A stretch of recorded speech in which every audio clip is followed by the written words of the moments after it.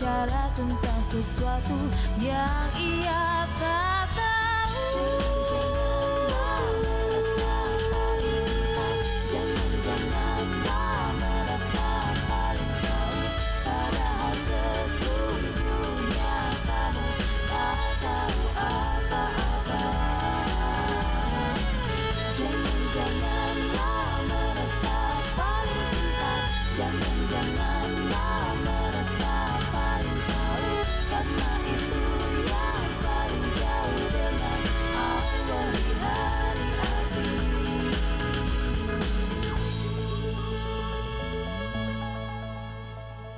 Sebuah riwayat mengatakan bahwa Rasulullah Shallallahu Alaihi Wasallam bersabda, sesungguhnya orang yang paling aku cintai dan orang yang paling dekat denganku pada hari kiamat nanti adalah orang yang paling bagus akhlaknya. Ahsanil khulq. Orang yang paling bagus akhlaknya. Sedangkan orang yang paling aku benci dan paling jauh denganku pada hari kiamat nanti, pada hari perhitungan. Kan orang-orang yang dekat nanti dapat syafaat, Bu ya. Dari Rasulullah dipanggil-panggil, oh itu umatku, umatku. Ada yang paling jauh nanti. Siapa itu? Ats-Tsartsarun, Al-Mutasyaddiqun, dan Al-Mutafaihikun. Siapa itu yang pertama? Tsarsarun. Orang yang mau dominan ketika dalam pembicaraan. Ada orang ngatur aja, dia cuman dia yang mau didengerin. Nah, dalam satu majelis ada orang yang cuman dia mau didengerin, selalu mau ngatur-ngatur, itu disebut dengan ats-tsarsarun. Jauh nanti sama Nabi itu. Pada hari kiamat nanti dijauhi sama Nabi. Yang kedua adalah al-mutasyaddiqun. Perhatiin ya, mutasyaddiqun. Karena kalau mutasaddiqun, sod itu orang yang benar, tapi ini al-mutasyaddiqun. Apa itu kata sahabat? Apa itu ya Rasulullah mutasyaddiqun? Mutasyaddiqun adalah orang-orang yang ketika berbicara seolah-olah dia yang paling benar. Orang yang pura-pura fasih. Bertemu dengan pergi ceramah misalnya di kampung-kampung. Udah tahu orang awam semua, masuk situ. Assalamualaikum, kaif halak? Ana minal masjid. Sok Arab. Sok pintar, sok fasih. Ini disebut al-mutasyaddiqun. Jauh dari Rasulullah, bukan itu yang diajarkan Rasulullah. Walaupun memang kamu pintar, janganlah berpura-pura seperti itu. Tahu kondisinya, tahu tempatnya, bagaimana cara mengatur orang lain, bagaimana cara berdakwah. Dan yang terakhir adalah mutafaihikun, itu adalah orang yang sombong. Betul. Ketika berjalan selalu membusungkan Nauzubillah. dada, tidak mau melihat ke bawah. Jadi Islam juga tetap berharap kepada umatnya itu supaya bisa tawadu, nggak sombong, pintar menempatkan diri, tidak juga harus menjadi dominan di segala tempat, lebih mendengarkan juga, bukan berarti menutup telinga ya, nggak mau menerima masukan, nauzubillah summa nauzubillah. Apalagi kalau berdiskusi terus tidak mau menerima pendapat orang. Nauzubillah. Berarti tidak ya usah Allah. ikut diskusi. Betul, atau senantiasa memotong pembicaraan orang lain. Nauzubillah, ya Allah. Ini Ustaz Zoki, coba sekarang diperjelas lagi tadi yang seperti saya tanyakan kalau kita berbicara. Mungkin sifat orang ini beda-beda. Ada orang yang sifatnya itu jiwa kepemimpinannya besar. Sampai dia tuh kayaknya seolah-olah lebih banyak mengarahkan atau mengatur pada orang lain. Tapi bagaimana caranya mengatur agar positif dan tidak merugikan orang lain Ustaz Zoki? Mohon izin waktunya silakan. Baik, bagaimanakah cara agar sikap suka mengatur bisa diarahkan sehingga menjadi sesuatu yang positif? Jawabannya adalah mainkan peranmu sesuai dengan porsinya. Maksudnya apa? Bapak punya istri, kalau istri bapak atur boleh nggak? Boleh. Bapak punya tetangga punya istri tetangga bapak atur boleh nggak? Jangan, bukan perannya bapak di situ. Tidak sesuai dengan peranannya, maka itu tidak boleh. Tapi kalau sesuai dengan peranannya dan sesuai dengan porsinya, silakan. Rasulullah SAW bersabda dalam hadis riwayat Baihaqi, kita ini sudah selesai dari sebuah peperangan, tapi ini peperangan kecil dan kita akan memasuki peperangan besar. Apa itu peperangan besar kata sahabat? Peperangan besar adalah hawa nafsumu sendiri. Hawa nafsu adalah musuh terbesar kita, Bu. Bagaimana cara kita mengalahkan hawa nafsu? Orang yang dominan suka mengatur, erat dengan sikap yang egois. Suka mengatur tapi tidak suka diatur, mau menang sendiri. Erat dengan yang namanya egois. Nah ini nih musuh terbesar kita yang dikatakan oleh Rasulullah SAW. Mainkan sesuai peranmu, contoh.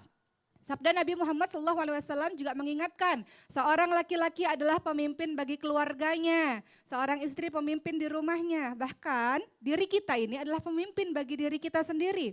Apabila seorang kepala keluarga ingin mengatur keluarganya, silahkan, itu memang tanggung jawab dan kewajibannya.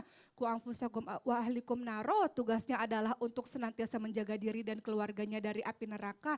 Boleh, tapi tidak otoriter. Boleh, tapi tidak semena-mena. Seorang istri bukan berarti pembantu rumah tangga yang tugasnya dimarah-marahin terus. Udah diberesin rumahnya, masih aja ada yang salah. Ada tuh suami begitu. Ada kenceng lagi ibunya ngomong ya. Ya. Apa yang dilakuin istri salah terus. Tidak. Posisi istri bukan walau makmum, tapi bukan berarti lebih rendah sehingga bisa terus-menerus ditekan. Tidak. Tidak otoriter. Kemudian posisi istri, ada juga kan istri yang galak, istri yang dominan. Memang sih di dalam Islam itu nafkah itu misalnya makanan yang siap saji itu tugasnya bapak. Jadi masak tuh bukan tugasnya seorang istri sebenarnya. Tapi kan gak mungkin juga kita bilang bapak masak, bapak nyuci, bapak cebokin anak. Gak mungkin kan begitu Bu. Ini gak sesuai dengan porsinya, gak sesuai dengan peranannya. Seorang istri adalah kepala pemimpin di rumahnya. Ia mengatur manajemen rumah tangganya, ia mengatur keuangannya. Jalankan sesuai dengan perananmu dan sesuai dengan porsimu. Jangan sampai imammu yang harusnya engkau hormati malah engkau rendahkan di dalam rumah. Nauzubillah min dzalik, istri durhaka, nusyus nih namanya. Mertua, ada Bu kasus dengan mertua. Mertua yang suka ngatur. Banyak gak Bu? Banyak ya. Urusan sekolah cucunya harus pokoknya kata mertuanya, ikutin kata saya. Urusan makanan keluarga anaknya si laki-laki ini ikutin menunya saya katanya begitu. Bahkan urusan pakai baju kamu nih nggak pinter yang kalau gitu biar balik lagi ke saya kata ibu mertuanya gitu. Jangan Bu, ibu-ibu mertua kasihan menantunya ya, biarkan mereka hidup sendiri dengan suaminya. Jangan jadi mertua-mertua yang sampai sebegitunya lah dengan menantu, kan sesuai dengan porsinya masing-masing. Lalu pertanyaannya bagaimana cara mengarahkan agar orang yang suka ngatur ini bisa mengatur dengan cara yang tepat dan baik dan positif. Islam itu mengajarkan indah sekali, apa itu? Musyawarah. Musyawarah itu indah sekali, tidak ada dominasi di dalamnya.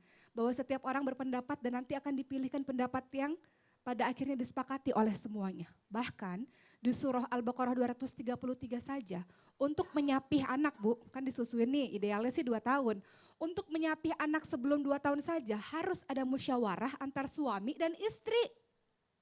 Jadi kalau istrinya bilang, aku mau menyapihnya 6 bulan aja suami gak setuju, gak bisa tuh. Harus musyawarah, itu urusan kecil apalagi urusan-urusan besar dalam rumah tangga. Pemimpin yang baik, tukang ngatur yang baik adalah tukang orang-orang yang suka dengan musyawarah. Begitu juga diberitakan, disampaikan oleh Allah, firman-Nya Allah dalam surah Ali Imran 159. Dikatakan apa di situ? Sebab rahmat Allah maka berlemah lembutlah, jangan bersikap keras, berhati keras, berkata-kata kasar. Kalau seperti itu maka orang-orang akan lari darimu.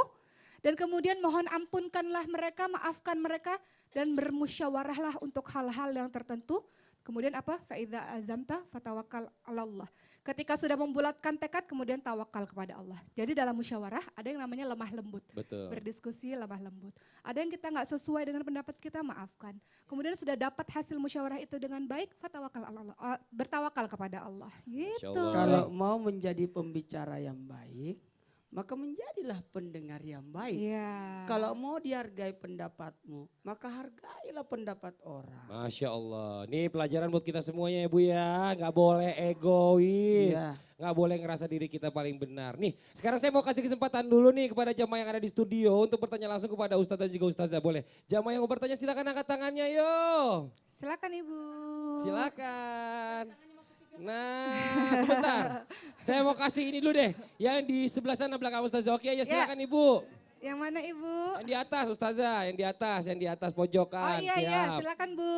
Assalamualaikum warahmatullahi wabarakatuh. Waalaikumsalam warahmatullahi wabarakatuh. Nama saya Ibu Hajah Bariyah dari Majelis Taklim Khairunisa Purwareja Klampok, Banjarnegara, Jawa Tengah. Indonesia. Kalau kata temannya tadi. Silakan Bu, lanjut. Yang saya tanyakan, saya punya saudara perempuan yang mempunyai suami yang bersifat seperti itu. Artinya suka mengatur tapi tidak mau mengerjakan sendiri. Oh. Jadi hanya selalu menyuruh terus begitu. Masya Allah. Sampai kepada anaknya, kepada menantunya begitu. Nah, sehingga ini adik saya kan suka mengeluh. Ya memang sih saya sudah berbuat supaya saya kerjakan sendiri begitu, sabar. Tapi lama-lama katanya sakit itu begitu. Nah itu Masya caranya Allah. bagaimana supaya jangan berlebih-lebihan begitu. Ya bisa berkurang caranya menyuruh-nyuruh. Mengingatkan ke suaminya. Iya. Bikin kotak saran. Kotak saran. Emangnya lagi di kelurahan Pak Ustadz? Ibu itu aja ibu pertanyaannya ibu. Ya pertanyaannya bagaimana Heeh. supaya suaminya itu berkurang. Berkurang apanya Bu? Jangan selalu Berkurang mengatur. ngaturnya, ibu Iya, ngomong jangan setengah-setengah iya. Bu. Berkurang ngaturnya. Berkurang ngaturnya, jangan selalu mengatur begitu. Iya ibu, terima kasih banyak ibu. Tepuk tangan dulu dong, Masya Allah ini pertanyaannya bagus banget ini. Luar biasa nih kalau kita bicara masalah rumah tangga ini pasti hal-hal kayak gini sering ditemuin ya Bu ya. Nah ini gimana nih Ustaz Zoki, Pak Ustaz dulu Ustaz Nih, Zoki. suami-suami yang suka mengatur gimana nih? Kalau saya, Yang suami suka saya mengatur juga. siapa? Saya. Saya. Dua-duanya. Saya suka mengatur. Tapi dalam pengaturan dan dalam artian tetap berkoordinasi juga. Tapi Ustaz Betul. mengerjakan Ambil pekerjaan pendapat. rumah tangga nggak? Kalau di Jakarta saya kerjakan rumah tangga. Oh. Jadi saya bisa tahu, oh ini capek kalau begini. Iya. Kalau bisa ambil sendiri aja. saya kalau lagi asisten rumah tangga pulang kampung semuanya. Ikut juga Saya nyapu. ikut semua, Oh, saya Masya nyapu, saya Allah. Ikut ngepel. pulang kampung. Enggak, saya ngepel, saya Oh. nyapu. Masa ikut RT pulang kampung, enggak. Jadi saya benar-benar maksudnya gini, kalau saya pribadi sebagai laki-laki, saya suka ngatur. Tapi kadang saya coba mempraktekkan dulu, ngasih tahu. Jadi kalau misalnya saya ngatur-ngatur doang, nyuruh-nyuruh doang sih, kayaknya sih bukan saya banget sih. Mungkin Ustaz Zoki bisa menjelaskan untuk ibu nih seperti apa. Terkadang kita bisa mengatakan juga kalau itu sudah menjadi suatu habit atau kebiasaan itu menjadi watak. Watak orang tuh kadang agak susah dirubah Bu, karena kebiasaan yang terus-menerus berlanjut. Jadi kalau istrinya ngedumel terus bukan menjadi solusi dari permasalahan, karena suaminya nggak ngerti. Disampaikan saja pada suaminya, kemudian coba di waktu yang enak suaminya lagi lapang, hatinya lagi senang, itu biasanya gampang untuk kita masukin sesuatu ke hatinya. Katakan saja, yuk kita pembagian tugas, kalau hari libur kan suami nggak kerja tuh Bu, biasanya kan Bu ya.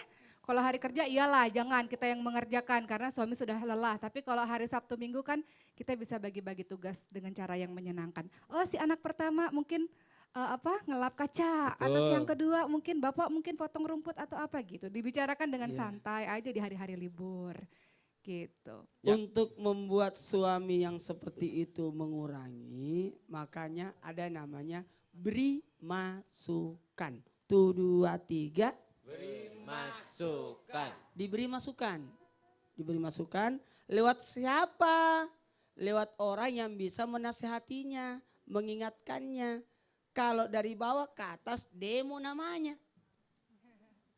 Ya, kalau yang kesamaan, yang sederajat bisa mengingatkan.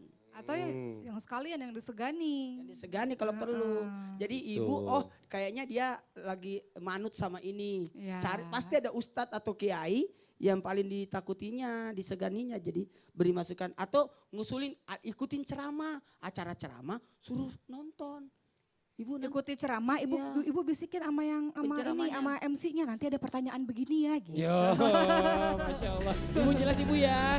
ketika engkau memerintahkan sesuatu yang tidak mampu dia lakukan, bukan engkau membantu dia, bukan mengajar dia, tapi menyiksa dia.